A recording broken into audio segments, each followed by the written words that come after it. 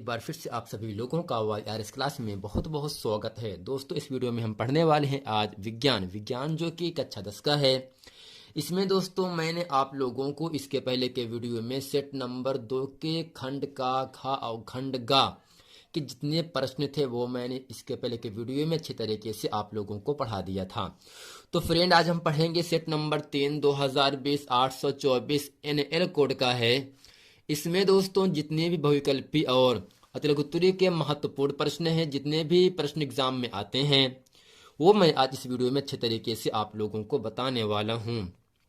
जैसा कि दोस्तों खंड का जो पहला प्रश्न है, इसमें यह कह रहा है 1.5 वोल्ट विद्युत वाहक बल के सेल का आंतरिक प्रतिरोध दिया है 3 ओम है, तो सेल से प्राप्त धारा का अधिकतम मान होगा 1.5 ampere, 0.5 ampere, 3.0 ampere, 3.0 milli ampere है। और दोस्तों इसी का जो आपका खा प्रश्न है वो आपके सामने कह रहा है एक अवतल लेंस की फोकस दूरी 5 मीटर है, इसकी क्षमता क्या होगी। तीसरा है आपके घर के टीवी में एक एलईडी इंडिकेटर लगा है, 0.75 विभवांतर एवं 100 मिली एम्पियर पर कार्य करता है, इसकी शक्ति क्या होगी। प्रश्न नंबर दोस्तों घाव के सामने कह रहा है प्रकाश का वेग निम्नलिखित में से किस माध्यम में सबसे अधिक होता है। ऑप्शन पहले वायु में, जल में, कांच में, निर्वात में। आइए दोस्तों चलते हैं प्रश्न नंबर 1 का प्रश्न नंबर का खा गा और घा इस वीडियो में अच्छे तरीके से हम पढ़ते हैं। तो दोस्तों इसके हल में दिया है 1.5 वोल्ट। दोस्तों जैसा कि आपको मालूम होगा जो वोल्ट होता है वह विभवांतर का मात्रक होता है। विभवांतर को हम वी से लिखते तो यहाँ पर विभवांतर दिया है 1.5 वोल्ट। यहां से लिखेंगे विभवांतर बराबर विभवांतर, जिसे ब्रैकेट में है वी लिखेंगे, वी बराबर दिया है 1.5 वोल्ट। और दोस्तों यहां से दिया है सेल का आंतरिक प्रतिरोध, जिसे हम आर से लिखते हैं, आर का मान दिया है 3 ओम। तो यहां से लिखेंगे प्रतिरोध प्रतिरोध आर बराबर 3 ओम। अब दोस्तों इसके साथ साथ ही आपसे ये पूछ रहा है प्राप्त विद्युत धारा का अधिकतम मान क्या होगा। यानी दोस्तों जो विद्युत धारा है या जिसे हम आई से लिखते हैं वो आपसे पूछ रहा है।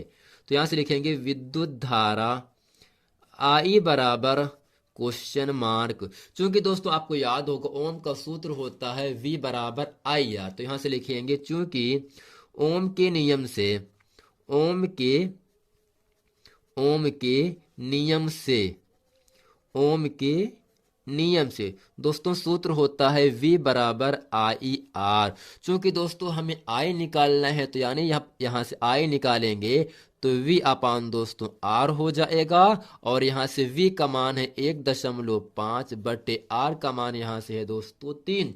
अब दोस्तों करते क्या है, जब 1.5 में हम 3 से भाग करते हैं तब दोस्तों यहां से I का मान आ जाता है 0.5, जबकि विद्युत धारा का मात्रक एम्पियर होता है। क्या दोस्तों जो I का मान 0.5 आया है, इन चारों ऑप्शन में कोई एक ऑप्शन आपके सामने यहां से देखिए मिल रहा है। जैसा कि दोस्तों इन चारों में ऑप्शन नंबर आपका दूसरा सही है, 0.5 एम्पियर। अब दोस्तों चलते हैं आपको लेकर प्रश्न नंबर खा में। प्रश्न नंबर खा आपके सामने यहां से कह रहा है एक अवतल लेंस की फोकस दूरी 5 मीटर है, तो इसकी क्षमता क्या होगी। दोस्तों यहां से फोकस दूरी दिया है F बराबर दिया है 5 मीटर। चूंकि दोस्तों अवतल लेंस के लिए फोकस दूरी माइनस में होता है, चूंकि यहां से लिखेंगे अवतल लेंस की फोकस दूरी अवतल अवतल लेंस की अवतल लेंस की फोकस दूरी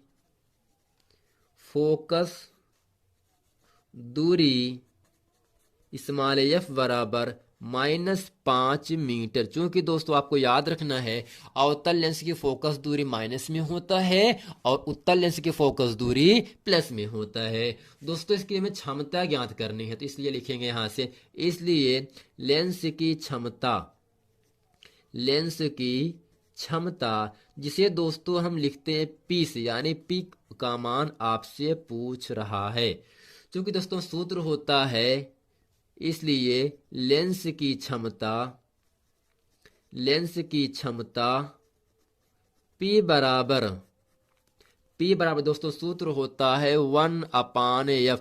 जहां दोस्तों जो f है ना, f का मान मीटर में होना चाहिए। किस में होना चाहिए? मीटर में। अगर f का मान सेंटीमीटर में होता तब फार्मूला हो जाता 100/f, लेकिन f का मान मीटर में है इसलिए 1/f होगा। दोस्तों यहां से P बराबर हो जाएगा 1/f का मान है कितना दोस्तों? -5 मीटर। जब दोस्तों एक में हम 5 से भाग करते हैं तब आपका मान मिल जाता है -0.2। अब दोस्तों जो लेंस की क्षमता है, लेंस की क्षमता का मात्रक दोस्तों डायोप्टर, जिसे हम D से लिखते हैं। अब दोस्तों इन चारों ऑप्शन में ऑप्शन नंबर आपका दूसरा सही है। आइए दोस्तों चलते हैं आपको लेकर प्रश्न नंबर ग। प्रश्न नंबर ग आपके सामने यहां से कह रहा है, आपके घर की टीवी में एक एलईडी इंडिकेटर लगा है जो 0.75 विभवांतर एवं 100 मिली एम्पियर पर कार्य करता है। तो इसकी शक्ति अर्थात यहां से P का मान क्या होगा? चूंकि दोस्तों विभवांतर दिया है 0.75 दिया है, तो यहां से लिखेंगे विभवांतर V बराबर 0.75। V का मतलब विभवांतर इन वोल्ट। जबकि दोस्तों यहां से आपका धारा दिया है I बराबर, तो यहां से लिखेंगे धारा I बराबर 100 मिली एम्पियर। अब दोस्तों हमें करना क्या है? शक्ति हमें पूछ रहा है, तो यहां से लिखेंगे इसलिए शक्ति, जिसे दोस्तों हम P से लिखते हैं, P का मान आपसे पूछ रहा है।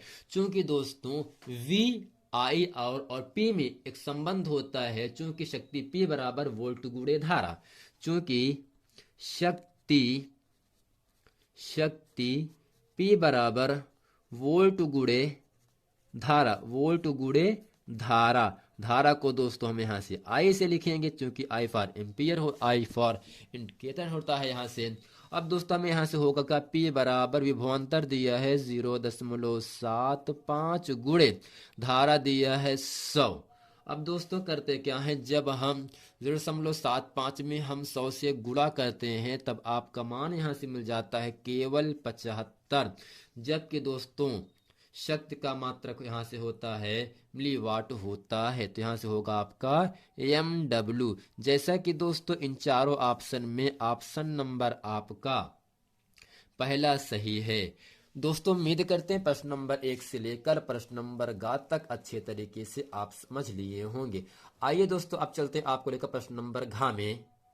तो दोस्तों प्रश्न नंबर घ आपके सामने कह रहा है यहाँ से, प्रकाश का वेग निम्न में से किस माध्यम में सबसे अधिक होता है? वायु में, जल में, कांच में, निर्वात में। तो दोस्तों आपको याद रखना है प्रकाश का जो वेग अधिकतम होता है वो आपका निर्वात के माध्यम में अधिकतम होता है, जो कि ऑप्शन नंबर आपका चौथा सही है। अब दोस्तों प्रश्न नंबर का दूसरे का आपके सामने कह रहा है, एक छात्र कक्षा में श्यामपट्ट पर लिखे अक्षरों को ठीक से नहीं देख पा रहा है या पढ़ पा रहा है, तो इसकी आंख में कौन सा दोष है और इसको कैसे दूर किया जा सकता है? अब जो दूसरा प्रश्न आपके सामने यहां से है, कोहरे के समय वाहनों में सोडियम प्रकाश क्यों वांछित होता है? प्रश्न नंबर ग है, आपके घर के विद्युत हीटर पर 250 विभवांतर और 20 एम्पियर लिखा हुआ है। आप इस मीटर से अपने घर में अधिकतम कितना विद्युत भार संचालित कर सकते हैं? उत्तर को किलोवाट में बताइए। जैसा कि दोस्तों एग्जाम में 2 नंबर के लिए आपसे पूछा जाता है। आइए दोस्तों प्रश्न नंबर दूसरे का अच्छे तरीके से हम पढ़ते हैं और समझते हैं। तो दोस्तों प्रश्न है, एक छात्र कक्षा में श्यामपट्ट पर लिखे अक्षरों को ठीक से नहीं देख पा रहा है अर्थात पढ़ पा रहा है, तो इसकी आंख में कौन सा दोष है और इसको कैसे दूर किया जा सकता है?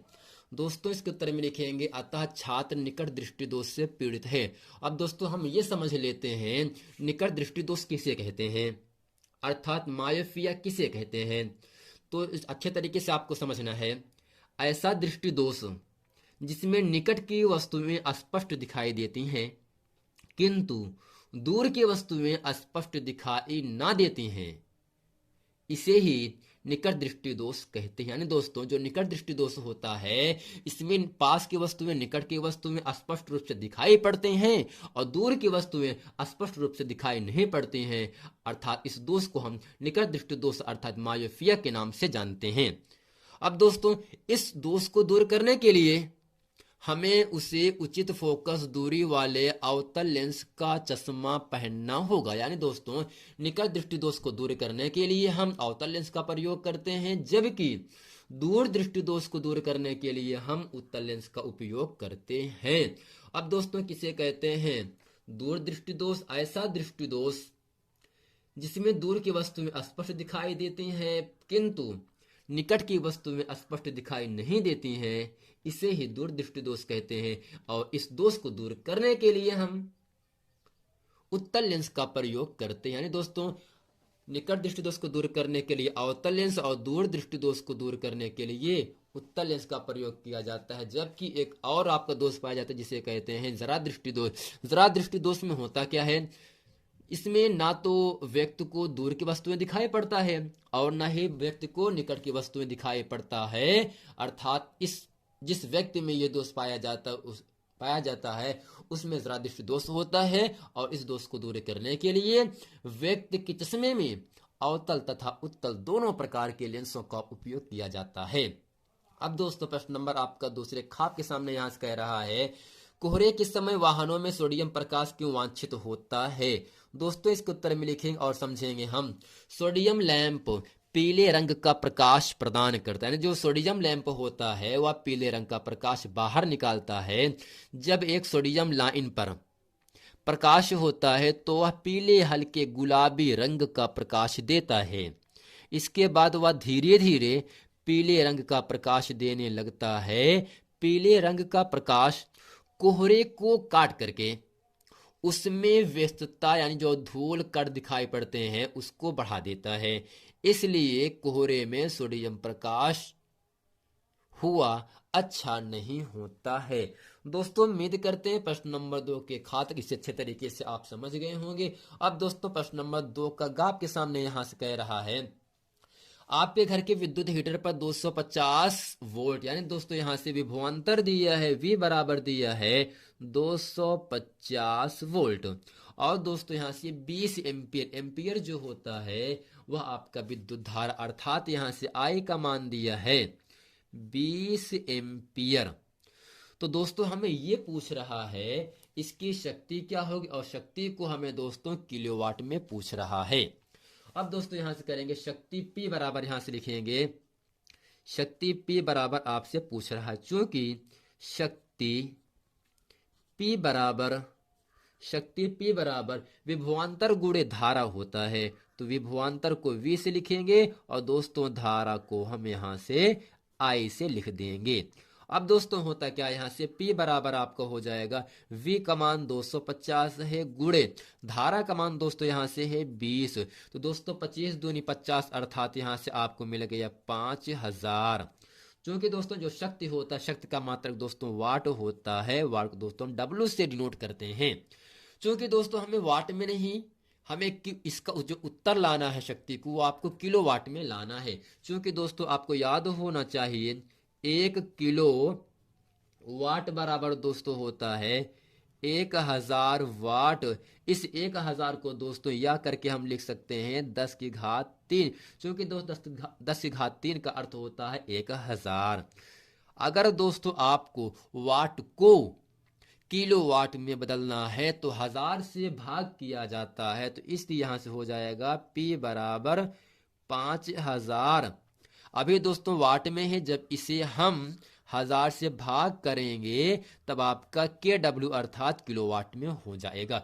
ये कट गए 3 0 3 0 केवल आपको मिला यहां से P बराबर 5 किलोवाट। दोस्तों उम्मीद करते हैं ये पूरा प्रश्न आप लोगों को अच्छे तरीके से समझ में आ गया होगा। मिलते हैं फ्रेंड नेक्स्ट वीडियो में, तब तक के लिए थैंक यू।